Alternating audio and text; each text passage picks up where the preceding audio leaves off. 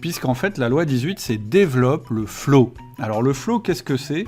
C'est un concept qui a été développé par un chercheur américain qui s'appelle Mihaly Csikszentmihalyi et qui en fait décrit ce qu'on appelle l'état d'expérience optimale. Alors c'est quoi l'état d'expérience optimale ?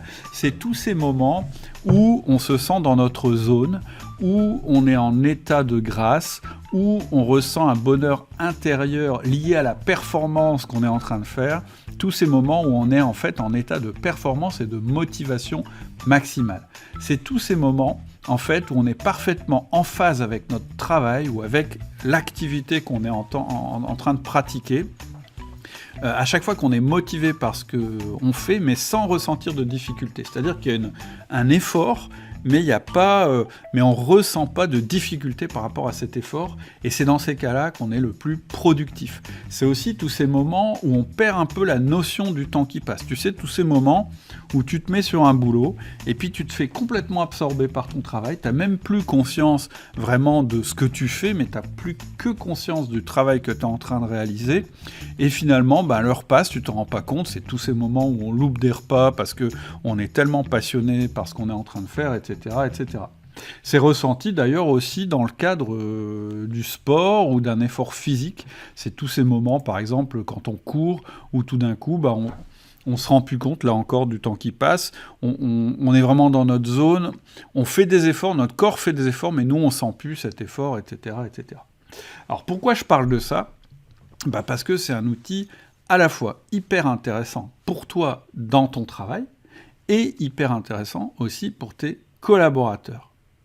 Alors, qu'est-ce qu'il faut réunir comme condition pour obtenir et atteindre cet état de flow ? En fait, il y a 5 conditions qui ont été déterminées par Mihaly Csikszentmihalyi, et puis une 6e qu'il a ajoutée un peu plus tard dans un autre bouquin qu'il a sorti après son bouquin sur le flow. Et donc, c'est quoi déjà ces 5 premières conditions ? La première condition, c'est d'avoir un objectif clair, c'est-à-dire que tu sais exactement vers quoi tu tends. La deuxième condition, c'est que tu as une rétroaction immédiate, c'est-à-dire que tu sais immédiatement et en temps réel si tu es en train d'avancer vers ton objectif ou si tu es en train, au contraire, de reculer par rapport à ton objectif. Par exemple, quand tu cours, ça va être les fois où, par exemple, tu te chronomètres, puis tu vois que tu es en avance ou en retard par rapport à ton temps. Quand tu fais de l'escalade, tu te rends compte si tu montes ou si tu descends, etc. Ce qu'on appelle la rétroaction immédiate, c'est savoir en temps réel où on en est par rapport à notre objectif. La troisième condition, c'est que ce soit toi qui contrôles tes actions.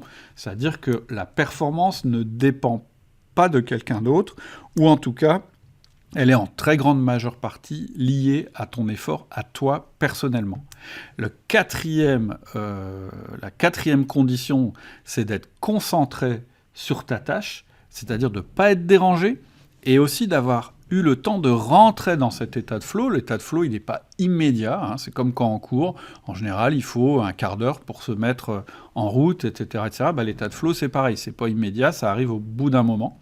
Quand on est concentré sur notre tâche, quand on n'est pas perturbé par des éléments extérieurs, des interruptions, etc. Le 5e critère pour atteindre le flow, alors celui-là, il est intéressant.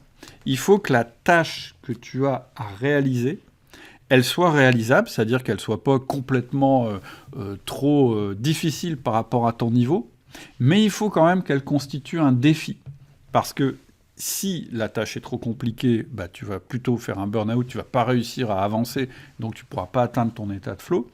Mais si la tâche en même temps elle est trop simple, c'est-à-dire tu peux la faire sans faire d'effort, etc., qu'elle ne constitue pas un défi, tu vas t'ennuyer et tu vas sortir de l'état de flow. Donc il faut que tu sois stimulé par la tâche, mais ni trop peu, ni trop.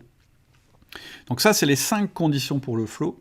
Et dans le cadre du travail en particulier, Mihaly Csikszentmihalyi, il a ajouté un 6e critère, c'est qu'il faut que ton travail ait un sens. C'est-à-dire qu'il faut que tu comprennes en quoi ton travail contribue à un objectif qui est supérieur. J'espère que cet extrait vous a aidé et vous a intéressé.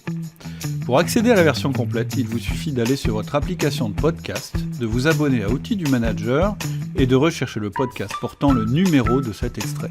A tout de suite.